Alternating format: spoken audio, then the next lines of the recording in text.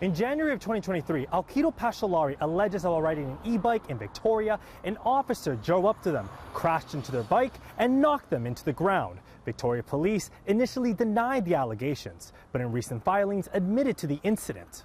On the night of January 6th, the complainant admits to running a red light along Gorge Road, then noticing an officer turning on their emergency lights.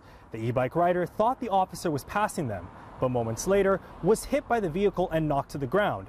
According to court documents, they were taken to hospital with a dislocated shoulder and was unable to work for 2 weeks. A couple of weeks later, Alkido Pashalari filed a lawsuit against VicPD for more than $16,000 in damages and for their bike to be returned. In its response to the courts, VicPD says the e-bike rider refused to stop after running the red, so police used their vehicles to stop them, making contact with the bike's rear wheel, adding that such force was authorized by law and was no more force than reasonably necessary. The department further says that the claimant shouldn't be suing the department, but rather the city of Victoria, saying it's ultimately responsible for the conduct of VicPD. After learning about the lawsuit, a Victoria man who blogs about police accountability filed Freedom of Information requests and found several instances where VicPD used their vehicles to forcibly stop cyclists and people on foot.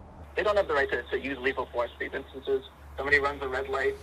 I mean, who are you keeping safe at that point? You're knocking over the cyclist. Activist Stephen Harrison says the documents show there have been at least 8 instances in the past 6 years. In all these instances, officers stated that the person they were stopping had weapons or were suspects of a crime. But in one incident, where an officer pinned a man between the patrol car and a planter box, the Office of the Police Complaint Commissioner found the use of force inappropriate and the officer was disciplined. VicPD says it can't comment on the allegations because of the ongoing lawsuit. Check News has also tried to contact the complainant, but did not hear back.